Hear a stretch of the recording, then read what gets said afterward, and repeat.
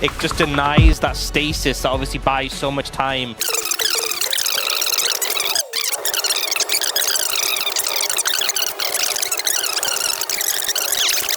A lot of terrain actually with the Azir and the Jarvan thrown about. And fantastic. And let's see. Inside, same thing to be said for the top side of the map here for Gideon, as they will be finishing up on opposite sides of the map. Just have to see what our junglers do have in mind. Free window. And in fairness, you did end up trading up and stuff. Oh, Kanavi in trouble now. Yeah, Dominus is going to get procced here by casting. Slices, dices as Kanavi is looking to hold on to him, but he might just die. The flash does actually get used, but unfortunately does not work out. And Gideon play a slower game with the composition that they have. Is Roma going to get picked up, shoved back, and destroyed here? As in goes Delight. That is first blood going over to Zeka, as he's now looking to try and escape. Gideon wants to get on top of him and does manage to help Namgun get the kill. Dustbringer comes on through. Gideon is just going to get out of there. So you knew that play was coming. You kind of expected this. You're able to respond and trade it back. So, you know, Roma's just very dead in this scenario. That's inevitable. But the fact you get an answer back, despite the fact that Zeka did have flash, you know, you're okay with it. Unfortunately, the kill did end up going over to the others, so... Yeah. Roma is now going to get flashed on. There's a knock-up, and I think he's just dead again. Zeka just collects another one. Look how close it is. HLE has a possible fight here as Delight going down relatively low. Roma looks for a bit of an angle here, holds on to the shockwave, and there it is! Gets thrown out, delivered by the Nocturne, as now Kanavi going to have to flag and drag his way out of there. Back over the wall as they look for the smite fight, but there is the combo! Blast Cone does come on through there, but Guma nowhere to go from that, and the Rift Herald, it actually reset. Some time to get back on the map. Oh, Kanavi just steals it away. Looks to get in there to try and grab the eye, but he will just be dying for it. Zeka trying to get on over. Finds one with the Emperor's Divide and then just finds the Death Chamber. Now the curtains have been called. Delight does collect Shelly. So the two sacrificed for one Rift Herald. Considerably. Oh, stun does come on through here as Namgung's back one more time. Oh dear. Gumiishi got a little bit of practice going into the Death Chamber just recently, and he is going to do it once again. Cashback would have been a good idea. Cashback is pretty good. Well, Roma, let's see whether he is going to keep himself alive as Zeka breaks the arm guard. Roma now inside the Cataclysm. Emperor's Divide just to get rid of the Nocturne, and down he will go. Casting dives in though, and they are able to answer it with a kill onto Zeka as Zeus gets the flank angle. They find the knock-up there. Chains of Corruption connects on towards this Pantheon, who is not long for the world. He'll get taken down here as Gumiishi just keeps casting at arm's length. Delight wants to do the same, but they do kite him out and take down the Croc. And it's all in exchange for just Zeka. Having the stasis already for Zeka, he ends up being the focus point, but not able to immediately punish him. Buys a lot of time here. The shockwave doesn't immediately kill him. He gets the shuffle off onto Gideon, who then dies. And Zeka just forces so many cooldowns here.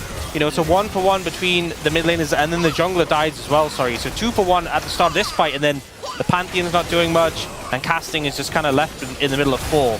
Yeah, almost manages to kill Delight, gets his flash, but is ultimately not able to get too much. Set up for Guma. Oh, they blue trinket him. Yeah. They lose vision. There's Paranoia. They do throw down the shockwave, but Guma actually gets thrown in a safe direction. Namgun goes in there. Finally, we're safe from the 6-7, but that is going to be 2 kills going over to HLE to start this one off. The Bros are able to answer it, though. That's a great knock-up as Kanavi is on the warpath. Takes down Roma. They do finally manage to kill Zeus. So this is a game that is certainly open to a play like that. Zeus is going to face check a Renekton and does try and hop his way out of there. Breaks the Fear Tether as Deadly Flourish is going to go wide, so that is no assist going over to Teddy. A lot invested though, as now the Baron is going to get started. Quire, they throw down another one just to make sure they know exactly what this health bar is looking like, and Paranoia has been available as in goes Namgung. That is going to be the steal from Gideon as well. Highway robbery as he is going to get taken down.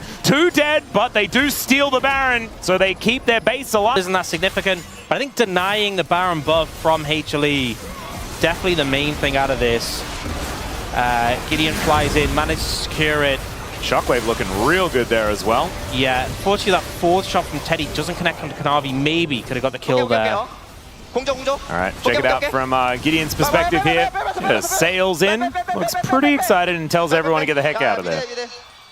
So I think it's the next fight going to be an honest one. Is okay, they look to try and lock down Zeus. Deadly Flourish is going to hold him in position as he will die. And now Kanavi is in a very awkward spot, does have to flash, but the Ruthless Predator is there and casting. Man, that ability name is correct with how dangerous this guy is. But the Sand Soldier comes out from Zeka and he's able to punish this support Pantheon.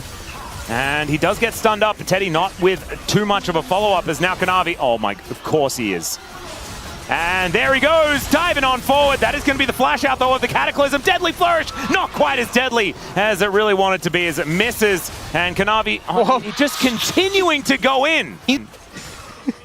All right. He wants to put it to use, so that's the only thing I can get from this. You only get value if it's on cooldown, okay? All right, that's a very deep teleport. As all right, in goes Delight. Let's see whether Zeka and Kanavi can actually get here in time. As Gideon baited by the blue buff. He is going to be able to secure it there, but down he will go. Gumayusi going to lock up the knock. Quickness is about to come up and available. Chains of Corruption set too. Yeah, this is a bit scary. As the Bros, it's their turn to go for the flank play. Scary Crocodile, but Namgung is going to get engaged on Haziagus, and it's a great shockwave from Roma. Zeka goes golden though, and there's that GA that Kanavi wanted to use. He's trying to get out. Burning, and the Tick is going to be able to take him out. There is now Gumayusi. Yeah, that's a very scary Crocodile. And down will go the Varus one more time. Curtains have been called here for Zeka, but he shifts or something like that. He's already really hurting. But every one of these bullets is going to be painful. As okay, here we go once again. And yeah, Gumayushi's not allowed to play the game. It's just kind of illegal at this point as Jaeger goes up there from Namgung to keep him alive. But the turret gets angry once again. It looks like they're not going to be able to take down the Pantheon though, and he is allowed to escape. Their use of just pressing man-drop paranoia over and over again, it's working. Yeah. Baron and Gideon obviously doesn't have the ult yet to get over, but it's coming up soon. He wants his dragon, he's committing, so you're going to have to force him off this objective, and it's going fast. It is going very fast. Zeka does so much damage to this. It's okay.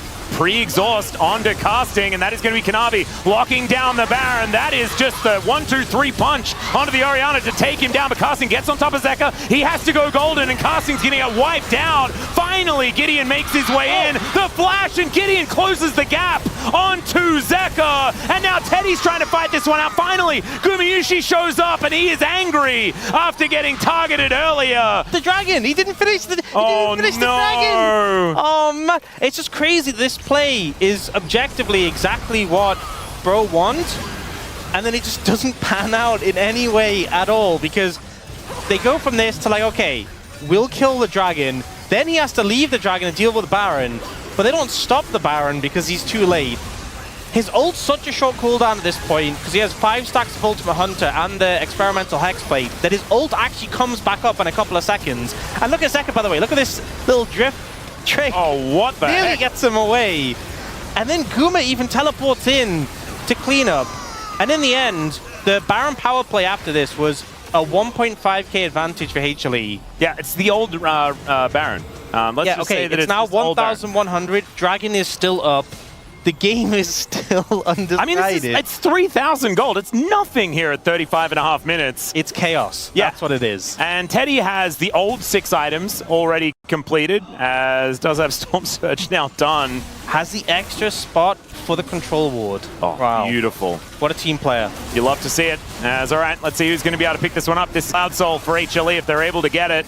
And the Bros just looking to try and deny. There's the Paranoia. Shockwave does nothing at all. As Zeka's so annoying in that backline. Finds the double stun and keeps himself alive for such a long time. It's Kanavi that gets a double as he wipes out the carries of the Bros. And casting not long for the world to get the soul. But most importantly, they very handily win the fight. And they may just be able to win the game. Overgrowth in the tower as well. Going to make it easy to take. This should just be the game end unless Gideon and Namgung can pull off a miracle here. I don't think it's enough. Turned up at LOL Park today.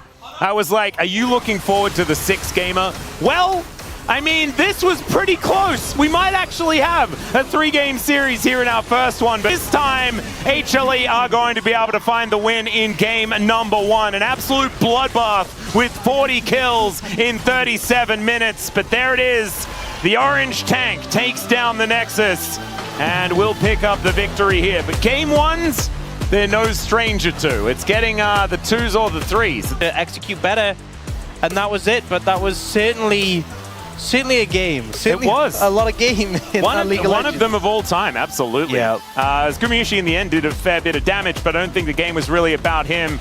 I think it kind of was about Bro killing him. It was about Bro killing him, and honestly, like, who was the main character?